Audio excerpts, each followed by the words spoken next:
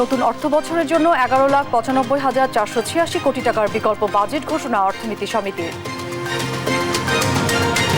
রাজধানীর নিমতলী ট্র্যাজেডির 14 বছর আজ। পুরান ঢাকা থেকে এখনো সরেনি রাসায়নিকের গুদাম, শনাক্ত হয়নি দায়ী ব্যক্তিরা। মালয়েশিয়াগামী কর্মীদের কাছ থেকে শত কোটি টাকা হাতিয়েছে এজেন্সি সিন্ডিকেট। পথে পথে ঘুরছে স্বপ্ন ভাঙা হাজারো মানুষ। এবছর ডেঙ্গু আক্রান্তদের জটিলতা বেশি, হাসপাতালে রোগীর চাপ কম। প্রস্তুত উপজেলা স্বাস্থ্য কমপ্লেক্স, জানালেন স্বাস্থ্যমন্ত্রী। এবং লাগাম টানা যাচ্ছে না ডিমের। খাবার ও ওষুধের দাম বাড়ায় লোকসানে খামারিরা। লাভের পুরোটাই যাচ্ছে সিন্ডিকেটের পকেটে। দেখছিলেন শিরোনাম সংবাদ দুপুরে, সঙ্গে আছি অরিন ইশরাত। শুরুতেই বাজেটের খবর।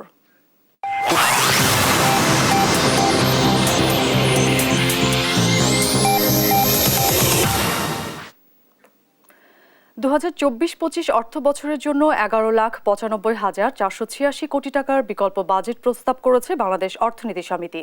তাদের এই বাজেটের আকার চলতি অর্থ বছরে সরকারের বাজেটের চেয়ে 1.57 গুণ বেশি। সোমবার রাজধানীর ইস্কাটনে বাংলাদেশ অর্থনীতি সমিতির কার্যালয়ে এই বিকল্প বাজেট প্রস্তাব তুলে ধরেন সমিতির সাধারণ সম্পাদক ডক্টর মোহাম্মদ আইনুল ইসলাম। বিকল্প বাজেটে রাজস্ব আয়ের প্রস্তাব করা হয়েছে 10,24,767 কোটি টাকা। এতে সূচনা বক্তব্য দেন অর্থনীতিবিদ কাজী খলিকুজ্জামান আহমদ। এদিকে আগামী 6 জুন 2024-25 অর্থ বছরের জন্য বাজেট উত্থাপন করবেন অর্থমন্ত্রী আবুল হাসান মাহমুদ আলী, যার আকার হতে পারে 7,96,900 কোটি টাকা। আমাদের বাজেটের আকার 11,95,486 কোটি টাকা, যা চলমান অর্থ বছরের অর্থাৎ 22-23 সরকারের প্রস্তাবিত 23-24 সরকারের প্রস্তাবিত বাজেটের তুলনায় 1.57 গুণ বেশি। বর্তমানে বাংলাদেশের আন্তঃসামাজিক পরিমণ্ডলে যে সকল চ্যালেঞ্জ মুখ প্রদান করে আছে এবং আছে সেগুলো অতিক্রম করে মুক্তিযুদ্ধের বিজয়ী বাঙালি জাতি এগিয়ে যাবে, গড়ে তুলবে উন্নত, স্মার্ট ও কল্যাণকর্মী বাংলাদেশ। আসছে বাজেটে সরকারকে প্রায় 40% ব্যয় করতে হবে ভর্তুকি, সুদ পরিশোধ এবং সরকারি কর্মচারীদের বেতন ভাতা বাবদ। বিশেষজ্ঞরা মনে করেন এর ফলে পিছিয়ে পড়ছে স্বাস্থ্য, শিক্ষা ও সামাজিক নিরাপত্তার মতো জনগুরুত্বপূর্ণ খাতগুলো। কাঠামোগত সমস্যার কারণে এই খাতগুলোতে অর্থ ব্যয় বেশি হচ্ছে বলে মনে করেন অর্থনীতিবিদরা। বিস্তারিত আমেনা প্রণামীর প্রতিবেদনে। আগামী 6 জুন 2024-25 অর্থ বছরের জন্য 7,96,900 কোটি টাকার বাজেট প্রস্তাব পেশ করবেন অর্থমন্ত্রী আবুল হাসান মাহমুদ আলী। মোটামুটি স্পষ্ট, আসছে বাজেট হবে সংকোচনমূলক। বৈশ্বিক পরিবেশ, ডলার সংকট, অসাধু ব্যবসায়ীদের অতি মুনাফা লাভের প্রবণতা, জলবায়ু পরিবর্তনের প্রভাবে ফসল ও সম্পদের ক্ষয়ক্ষতি সহ নানা কারণে দেশের অর্থনীতি যাচ্ছে চাপের মধ্যে দিয়ে। আগামী অর্থ বছরের বাজেট চলতি অর্থ বছরের চেয়ে 4% বেশি।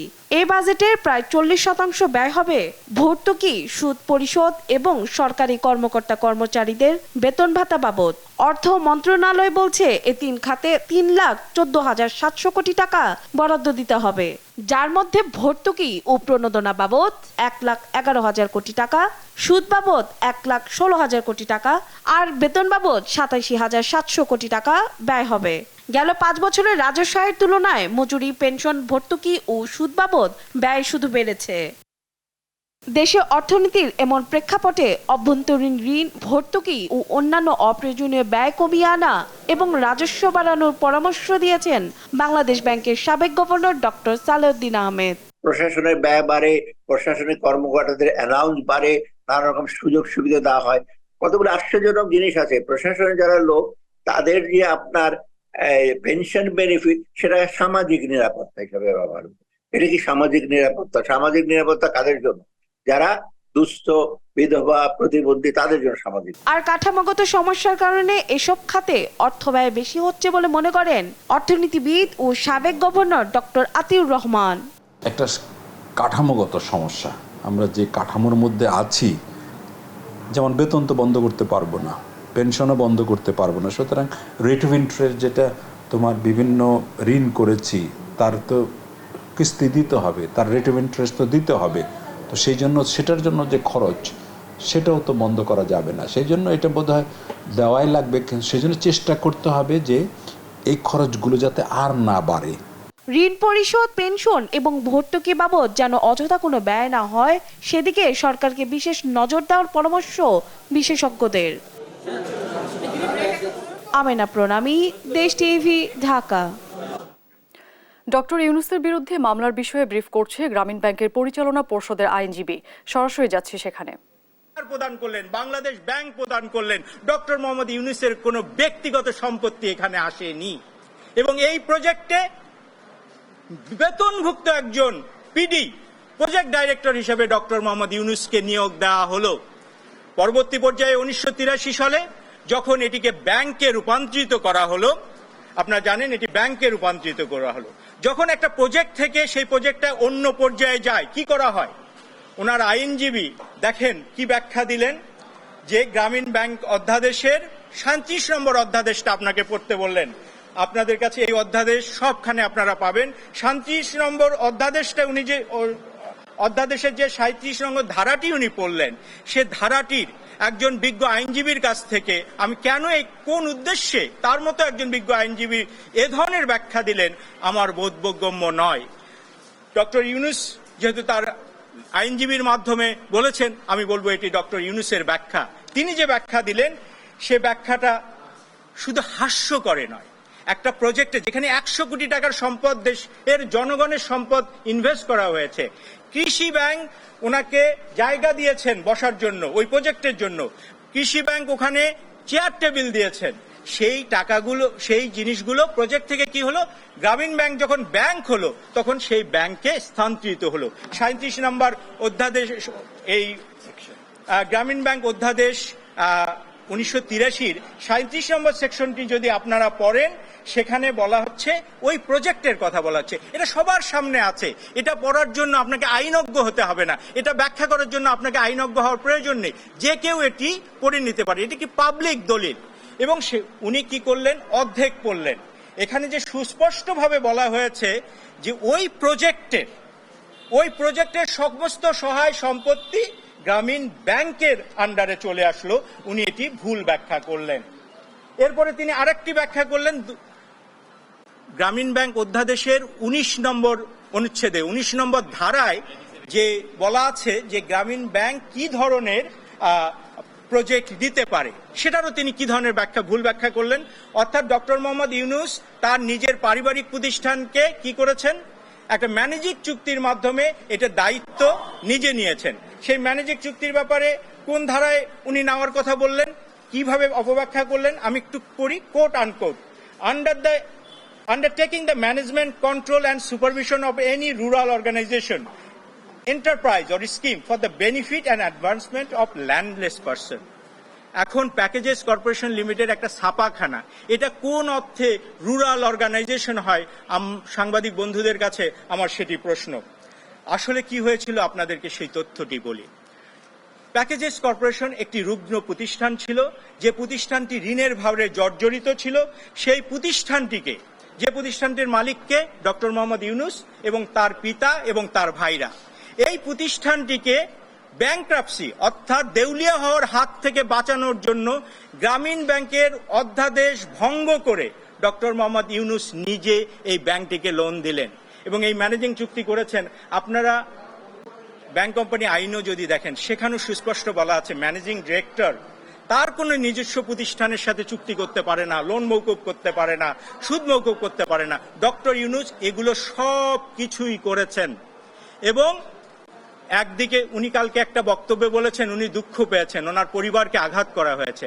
আমরা ওনার পরিবারকে বা ওনাকে আঘাত করতে চাইনি, আমরা শুধু ওনার অপকর্মগুলোকে, ওনার দুর্নীতিগুলোকে, ওনার মিথ্যাচারগুলোকে আপনাদের সামনে তুলে ধরছি। ডক্টর ইউনূসের মামলার বিরুদ্ধে ব্রিফ করছিলেন পরিচালনা পর্ষদের আইনজীবী। আমরা সরাসরি যুক্ত ছিলাম সেখানে। রাজধানীর নিমতলী ট্র্যাজেডির 14 বছর আজ। 2010 সালের 3 জুন পুরান ঢাকার নিমতলীতে আগুনের ঘটনায় মারা যান 124 জন, দগ্ধ হন অর্ধশতাধিক। রাসায়নিকের গুদামে রাখা দাহ্য পদার্থের কারণে পুরান ঢাকার নবাব কাটরার নিমতলীতে আগুন লাগে। মুহূর্তের মধ্যে আগুনের লেলিহান শিখা ছড়িয়ে পড়ে চারদিকে। অগ্নিদগ্ধ হয়ে মারা যায় অর্ধ শতাধিক মানুষ। পুড়ে যায় 23টি বসতবাড়ি, দোকান ও কারখানা। তবে হতাহতের ঘটনায় থানায় শুধু সাধারণ ডায়েরি হলেও কোনো মামলা হয়নি। এতে আগুনের ঘটনার জন্য দায়ীদেরও শনাক্ত করা যায়নি। এদিকে ঘটনার পর তদন্ত কমিটি পুরান ঢাকার আবাসিক এলাকা থেকে রাসায়নিক গুদাম ও কারখানা সরিয়ে নেওয়ার সুপারিশ করে। তবে এই সুপারিশ এখনও বাস্তবায়ন হয়নি।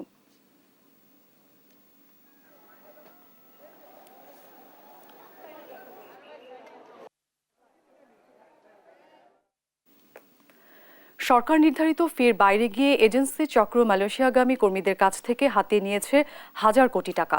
অনিয়ম অব্যবস্থাপনার মাসুল হিসেবে দেশটির শ্রমবাজারে বন্ধ বাংলাদেশিদের প্রবেশাধিকার। এদিকে এজেন্সির প্রতারণায় সহায় সম্বল হারিয়ে পথে পথে ঘুরছে স্বপ্নভাঙা হাজারো মানুষ। বিশেষজ্ঞরা বলছেন এর দায় রয়েছে সরকারেরও। এম এ আজিমের রিপোর্ট, ক্যামেরা ছিলেন শৈশব বর্মন। মালয়েশিয়া যেতে না পেরে এজেন্সি আর দালালদের খোঁজে এখন পুরানা পল্টনের অলিতে গলিতে ঘুরছেন হাসান। এটা ঠিকানা ভুয়া দিছে। আগের ঠিকানায় নেই এজেন্সি, তাই ফিরে পাওয়ার সম্ভাবনা নেই দালালদের দেয়া লাখ লাখ টাকা। কান্না ভেজা কণ্ঠে ক্ষোভ জানান তিনি। আল্লাহ ছাড়া কারো কাছে বলার আমার উপায় নাই, বুঝছেন। আমি নিজে একটা কঠিন ভুক্তভোগী, আমার লাইফটাই বরবাদ করে দিয়েছে মালয়েশিয়া করিয়া। একই অবস্থা পল্টন সহ আশপাশে ঘুরতে থাকা মালয়েশিয়া যাওয়ার স্বপ্ন ভাঙা হাজারো মানুষের। দিশেহারা হয়ে পড়েছেন তারা। তো আমরা এদিক দিয়ে মানসিকভাবে, পারিবারিকভাবে সব দিক দিয়ে ক্ষতিগ্রস্ত। আমরা আর্থিকভাবে তো অনেক ক্ষতিগ্রস্ত। এই পর্যন্ত ঘুরাইতে আছে, এখনো কিছু খবর দেই নাই, কইছে আজকাল করতেছে।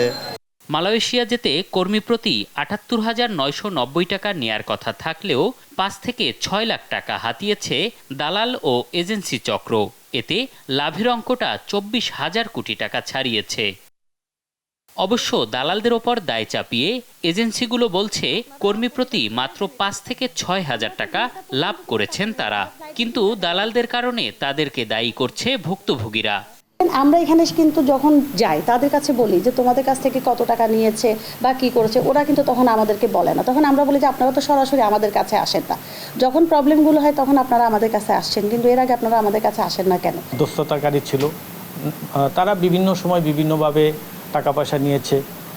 কে কত টাকা কিভাবে নিয়েছে, শেষ বেলায় গিয়ে কত টাকা আসছে, এটা আমার নলেজে নেই। অভিবাসন বিশেষজ্ঞরা বলছেন এমন পরিস্থিতির দায় এড়াতে পারে না সরকার। অভাব ছিল সমন্বয়ের।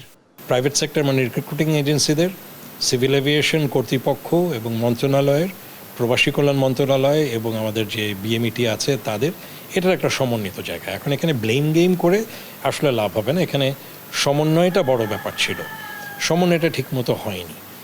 ২০০৯, ১৬ ও ১৮ সালের পর চতুর্থবারের মতো বন্ধ হলো মালয়েশিয়ার শ্রমবাজার। বাংলাদেশের বড় শ্রমবাজারের অন্যতম মালয়েশিয়া। গত ১.৫ বছরে সৌদি আরবের পর সবথেকে বেশি শ্রমিক গিয়েছে সেখানে। তবে বারবারই চক্র, অনিয়ম আর দুর্নীতির অভিযোগে বন্ধ হচ্ছে শ্রমবাজারটি, যা দেশের বৈদেশিক মুদ্রা আয়ের জন্য বর্তমানে বড় ক্ষতির কারণ। এম এ আজিম, দেশ টিভি, ঢাকা। মে মাসে গেল বছরের একই সময়ের তুলনায় অর্ধেক মানুষ ডেঙ্গু আক্রান্ত হলেও মৃত্যু হয়েছে ৬ গুণ। এবার কিছুটা দেরিতে বৃষ্টি হওয়ায় এখনও হাসপাতালে রোগীর চাপ কিছুটা কম। তবে গেল বছর ১,০০০ মৃত্যুর বিপরীতে এবার ৬০০ আক্রান্তের মধ্যে মৃত্যু হয়েছে ১২ জনের। চিকিৎসকরা বলছেন এবার আক্রান্তদের জটিলতাও অনেক বেশি। তবে স্বাস্থ্যমন্ত্রী জানিয়েছেন পরিস্থিতি মোকাবেলায় উপজেলা পর্যায়েও চিকিৎসার প্রস্তুতি নিয়েছে স্বাস্থ্য বিভাগ। হাসান মাহমুদের রিপোর্টে বিস্তারিত।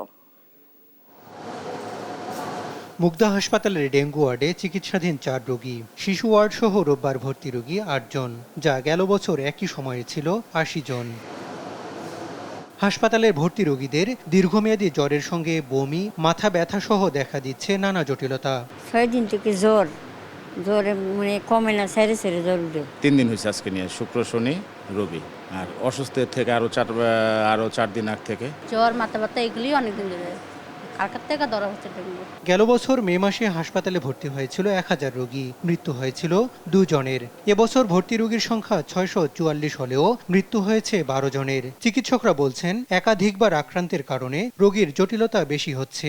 ম্যাক্সিমাম কমপ্লিকেটেড, কারণ খুব প্লেন রোগী কম আসতেছে, কারণ এরা সেকেন্ড থার্ড টাইম ইনফেক্টেড। যেমন অনেক রোগী জানিই না তার ডেঙ্গু আক্রান্ত, সে হয়তো জ্বর নিয়ে আসছে। অনেক রোগী কথা বলছে, স্যার আমাকে ডাক্তারও বলেন ওষুধ খেয়েছি ভালো হচ্ছে না, যখন দেখলাম পরীক্ষা করলাম, ডেঙ্গু ধরা পড়লো। যেখানে এরা কমপ্লিকেটেড ডেঙ্গুর যে রোগী, এগুলো বেশি আসতেছে। চলতি বছর দেরিতে বৃষ্টি শুরু হওয়ায় ডেঙ্গুর মৌসুমে কিছুটা তারতম্য হতে পারে। তবে গেল সপ্তাহের বৃষ্টির প্রভাবে কয়েকদিনের মধ্যে সংক্রমণ বাড়তে পারে বলে সতর্ক করছেন বিশেষজ্ঞরা।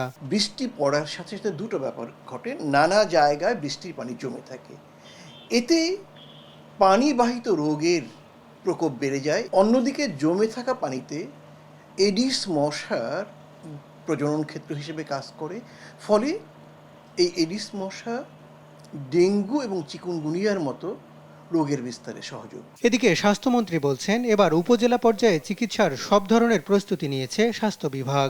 স্বাস্থ্য মন্ত্রণালয়ের যেটা প্রস্তুতি, সেটা আমাদের প্রচুর স্যালাইন আছে। আমাদের এখন চিকিৎসকরা একদম উপজেলা পর্যায়েও ডেঙ্গি রোগের চিকিৎসা সম্বন্ধে ওয়াকেবল, ডেঙ্গি আমাদের গাইডলাইনও আছে। সুতরাং এতে কোনো অসুবিধা হবে বলে আমি মনে করি না। তবে রোগীর সংখ্যা বৃদ্ধির আগে মশা নিধনে জোর দেন স্বাস্থ্যমন্ত্রী। Prevention is the best treatment. Hasan Mahmud, দেশ টিভি, ঢাকা। মহিলা দলের আলোচনা সভায় বক্তব্য রাখছেন বিএনপি মহাসচিব মির্জা ফখরুল ইসলাম আলমগীর। সরাসরি যাচ্ছি সেখানে। ৭১ সালে যেদিন শহীদ জিয়া সাহেবের ঘোষণা করে এই তার সহধর্মিণী খালেদা জিয়া এবং তার শিশু পুত্রকে রেখে যুদ্ধে চলে গিয়েছিলেন, তখন এই নেত্রী কিন্তু সেদিন আবার নতুন করে যুদ্ধ শুরু করেছিলেন। তিনি তার শিশুকে নিয়ে ঢাকায় এসেছেন পালিয়ে গোপনে, এবং সেই ঢাকায় আসার কিছুদিন পরেই তিনি পাক সেনাবাহিনী তাকে গ্রেফতার করেছেন। গ্রেফতার করে কারাগারে রেখেছে। 16ই ডিসেম্বর পর্যন্ত তিনি কারাগারে ছিলেন। এই কথা বললে আমি যখন তাকে বলি যে বাংলাদেশের প্রথম নারী মুক্তিযোদ্ধা, তখন আওয়ামী লীগের গা জ্বালা করে। তাদের নেতৃত্বের মুক্তিযুদ্ধ করেন নাই। এগুলো বললে আমি বলি না সমাজে এসব কথা, তারা যেসব কথা বলেন তাতে এই কথাগুলো এসে যায়। আমি সমালোচনা করতে চাই না। আমি এইটুকু বলতে চাই যে যার যে অবদান তাকে স্বীকার করে নেওয়াই হচ্ছে মহত্বের লক্ষণ, সেটাই হচ্ছে উচিত। যতই চেষ্টা করুক শহীদ জিয়াকে খাটো করতে, বেগম খালেদা জিয়াকে খাটো করতে, বিভিন্ন কথায় কথায় বলে তারা খুনি খুনি। আরে খুন তো করেছেন আপনারা। 1971 সাল থেকে 75 সাল পর্যন্ত আওয়ামী লীগ ক্ষমতায় ছিল, 72 সাল থেকে। তখন 30,000 কিশোর তরুণ যুবককে তারা হত্যা করেছিল শুধু ভিন্ন মত পোষণ করার কারণে। যারাই সেই সময় আওয়ামী লীগ সরকারের বিরোধিতা করেছে তাদেরকে সেদিন গ্রেফতার করা হয়েছে, হত্যা করা হয়েছে। শুধু তাই নয়, সেই সময় তার নারীদের উপর নির্যাতন করতে এতটুকু দ্বিধা করেনি। তার প্রমাণ হচ্ছে যে খুলনার কমিউনিস্ট পার্টির নেতা শান্তি সেন, তার স্ত্রী এবং পুত্রবধূকে তখনকার রক্ষী বাহিনী নামে একটা বাহিনী তৈরি করেছিল, তারা তাদেরকে গ্রেফতার করে নিয়ে আসে এবং রক্ষী বাহিনীর 21 দিন ধরে তাদের উপর নির্যাতন চালানো হয়। এমনকি তাদেরকে বস্তার মধ্যে পুড়ে পুকুরের মধ্যে চোবানো হয় ঠান্ডা রাত্রে। তারপরে তাদেরকে কারাগারে প্রেরণ করেন, ঢাকা সেন্ট্রাল জেলে তাদেরকে নিয়ে আসে। সেই সময় আমাদের ব্যারিস্টার মওদুদ সাহেব, তিনি তখন এই হেভিয়াস কর্পাস মামলাগুলো করতেন। তিনি এই সমস্ত নির্যাতিত নিপীড়িত মানুষের পাশে দাঁড়িয়ে তাদের পক্ষে মামলা করতেন। আজকে যাদের নাম আপনারা অনেকে শোনেন, পত্রিকা দেখেন, এই যে ইকোনমিক্স, খুব নাম করা অর্থনীতিবিদ দেবপ্রিয় ভট্টাচার্য, তার পিতা ভবেশ ভট্টাচার্য, দেবেশ ভট্টাচার্য, তিনি তখন বিচারপতি ছিলেন। দর্শক, আমরা মির্জা ফখরুল ইসলাম আলমগীরের বক্তব্যে সরাসরি যুক্ত ছিলাম। লাগাম টানা যাচ্ছে না মুরগির ডিমের দামে। দিনের পর দিন দাম বাড়লেও এর সুফল পাচ্ছেন না প্রান্তিক খামারিরা। উল্টো খাদ্য ও ওষুধের দাম বাড়ায় লোকসান গুনছেন তারা। খামারিদের অভিযোগ, ডিমের বাড়তি দামের লভ্যাংশ পুরোটাই খেয়ে নিচ্ছে বড় বড় কোম্পানির সিন্ডিকেট। কুড়িগ্রাম থেকে সহকর্মী মনোয়ার হোসেন লিটনের তথ্যচিত্রে টুম্পা আফরোজের রিপোর্ট। দ্রব্যমূল্যের ঊর্ধ্বগতিতে নিম্ন ও মধ্য আয়ের মানুষের ভরসার নাম লেয়ার মুরগির ডিম। কিন্তু বাড়তে বাড়তে এ ডিমের ডজন এখন 150-তে গিয়ে ঠেকেছে, যা গরিবের পুষ্টি চাহিদা পূরণে বড় বাধা। হঠাৎ করে 2 দিন থেকে 46 টাকা ডিম। সিন্ডিকেটরা ডিম ফ্রিজের মধ্যে রাখছে, গোডাউনের মধ্যে রাখছে, কিন্তু দোকানদাররাও তো ওই হিসেবে দোকানদাররাও বাড়ে। একটা ডিম আমরা কিনি 10 টাকায়, এখন থেকে 12 টাকা 13 টাকা। তো এইভাবে কি চলা যাবে? কিন্তু কারা বাড়াচ্ছে ডিমের দাম? উত্তর খুঁজতে যাওয়া যাক কুড়িগ্রামের কয়েকটি খামারে। রাজারহাট উপজেলার খামারি মনিরুল ইসলাম এনজিওর চাকরি ছেড়ে 2015 সালে শুরু করেন লেয়ার মুরগির ডিম উৎপাদন। 22 লাখ টাকা ব্যয়ে তৈরি করেন 2টি মুরগির শেড। মূলধন বিনিয়োগ করেন আরও 25 লাখ। প্রথম দিকে ব্যবসায় লাভের মুখ দেখলেও গেল কয়েক বছরে লোকসানে এই খামারি। চলতি বছরের লোকসানের পরিমাণ দাঁড়িয়েছে 23 লাখ টাকা। তাই খামার এখন মুরগি শূন্য। 2000 মুরগির খামার করা একই এলাকার শাহজাহান আলীও লোকসানে। আগামী 2 মাসের মধ্যে খামার বন্ধ হওয়ার শঙ্কা তার। শুধু মনিরুল ইসলাম বা শাহজাহান আলী নয়, কুড়িগ্রামের শত শত উদ্যোক্তা এখন পুঁজি হারিয়ে নিঃস্ব। 2টা খামারে 5000 মুরগি ছিল। এই 5000 মুরগিতে দেখা যায় পার ডে আমার লস প্রায় 4500-5000 টাকা। এরকম করতে করতে দেখা যায় যখন আমি ফিড এবং ঔষধ নিয়ে লাস্ট পর্যন্ত আমি চলতে পারতেছিলাম না, তখন আমি লাস্টে মুরগিগুলো বিক্রি করে দেই। ডিমের বাজার বাড়লে তখন তো চিল্লাহল্লা শুরু হয়, কিন্তু খাদ্যের বাজার যখন বাড়ে তখন তো আর কেউ কিছু কথা বলে না। আমরা খামারিরা তো এইভাবে মার খাচ্ছি। খামারিরা বলছেন ফিডের দাম বৃদ্ধি এবং বড় বড় কোম্পানি ও ব্যবসায়ীরা সিন্ডিকেট করে ডিমের বাজার নিয়ন্ত্রণ করায় বছরে বেশিরভাগ সময় উৎপাদন খরচের নিচে ডিম বিক্রি করতে হচ্ছে। এই জগৎটা একটা সিন্ডিকেটে পরিণত হয়ে গেছে, ফলে যারা কোটি কোটি টাকা ইনভেস্ট করতেছে তারাই টিকে আছে, আমাদের মতো খামারিরা আর এই জগতে টিকতে পারতেছে। দাম শুনি অনেকেই বড় বড় ব্যবসায়ীরা মনে করেন স্টক করতেছে।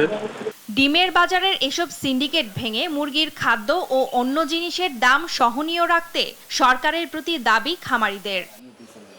নিউজ ডেস্ক, দেশ টিভি। সংবাদ দুপুরে আরও থাকছে। জামালপুরে স্কুলের কর্মচারী নিয়োগে ঘুষ বাণিজ্য, ভিটে মাটি বিক্রি করে টাকা দিয়েছেন অনেকে, অভিযোগের পরও মিলছে না সুরাহা।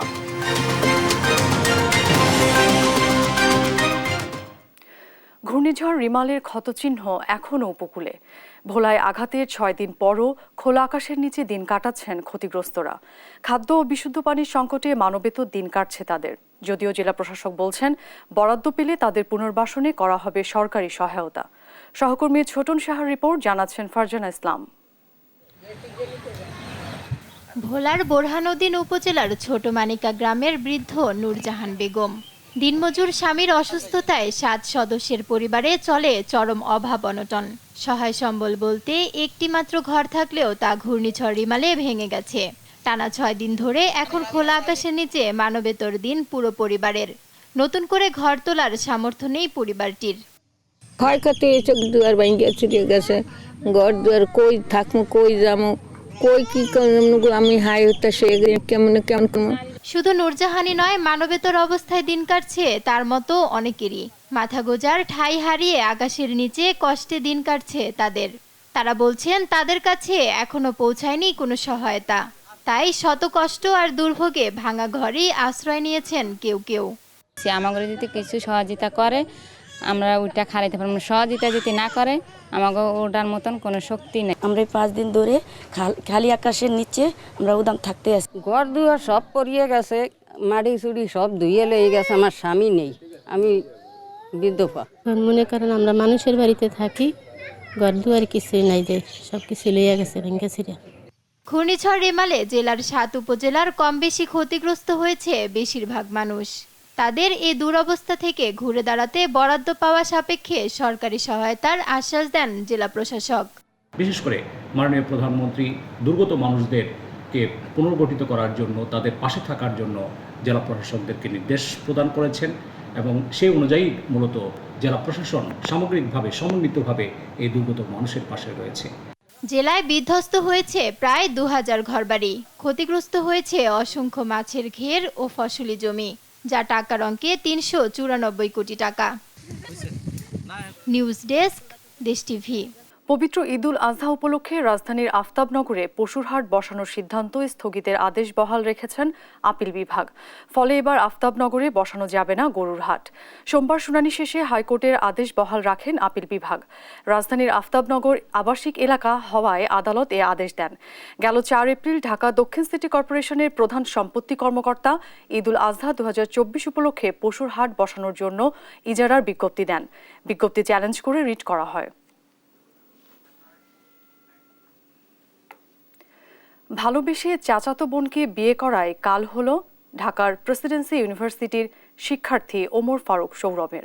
পরিবারের অভিযোগ, ঢাকা থেকে সৌরভকে ময়মনসিংহে ডেকে নিয়ে পরিকল্পিতভাবে হত্যা করে শ্বশুরবাড়ির লোকজন।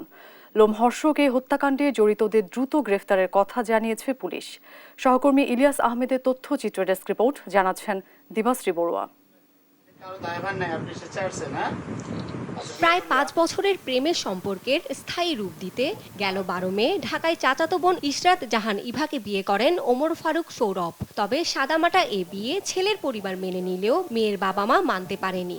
সৌরভকে মেরে ফেলার ভয় দেখিয়ে 16 মে ইভাকে কানাডায় পাঠানো হয়। বিষয়টি নিয়ে নিজেদের মধ্যে ভুল বোঝাবুঝির অবসান ঘটাতে সৌরভকে শনিবার ময়মনসিংহে ডাকেন শ্বশুর ইলিয়াস আলী।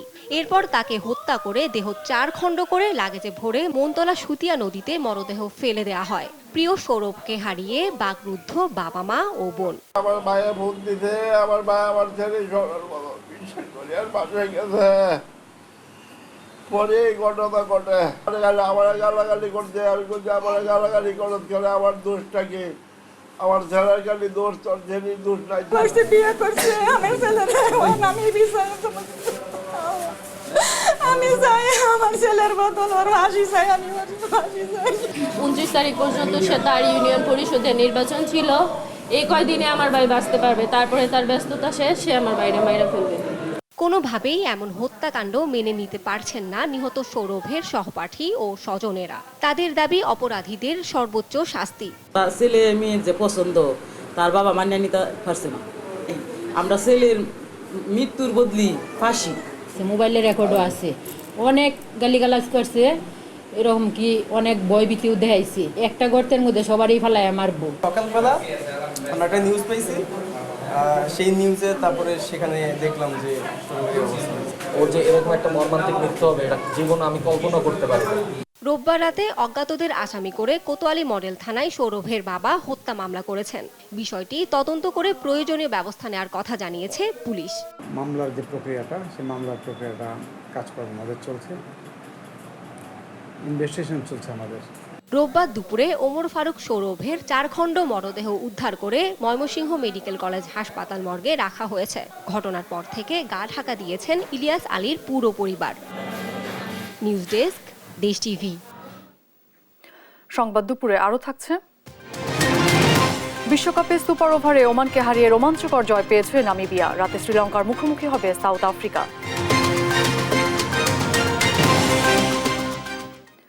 চতুর্থ ধাপের উপজেলা নির্বাচনের ভোট 5 জুন। প্রচারণা শেষ দিন আজ। প্রচারণার বিস্তারিত খবর জানাতে বগুড়া থেকে যুক্ত হচ্ছেন সহকর্মী সঞ্জু রায়। সঞ্জু, প্রচারণার সবশেষ পরিস্থিতি কেমন দেখছেন, জানাবেন আমাদের।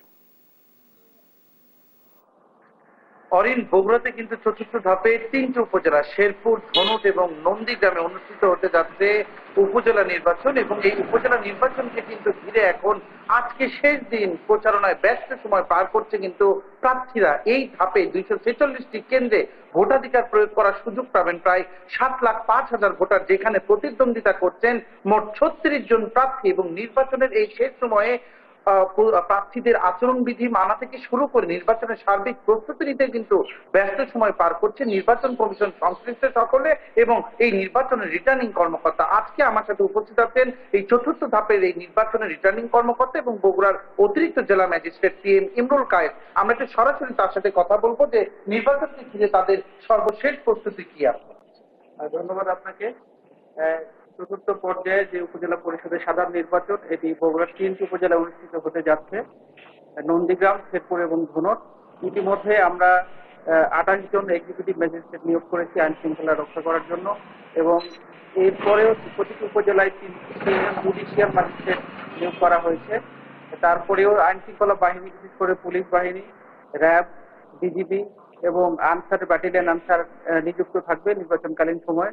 তো সার্বিক পরিস্থিতি আমাদের কাছে যথেষ্ট ভালো মনে হয়েছে। আমরা মনে করছি যে সবাই মিলে সম্মিলিত প্রচেষ্টায় আমরা একটি অবাধ, সুষ্ঠু, নিরপেক্ষ নির্বাচন, যেটি আমাদের নির্বাচন কমিশনের যারা নির্দেশনা প্রদান করা হয়েছে সেই নির্দেশনা অনুযায়ী আমরা একটি সুষ্ঠু, অবাধ এবং নিরপেক্ষ নির্বাচন উপহার দিতে পারবো বলে আমরা বিশ্বাস করি। জনাব ইমরুল কায়েস, আপনাকে ধন্যবাদ। অরিন, আপনি শুনছিলেন যে চতুর্থ ধাপ নির্বাচনের রিটার্নিং কর্মকর্তা PM ইমরুল কায়েস, তিনি কিন্তু আজকে শেষ দিনের যে প্রস্তুতি, সেই প্রস্তুতি নিয়ে কিন্তু তারা এখন বেশ ব্যস্ত সময় পার করতে।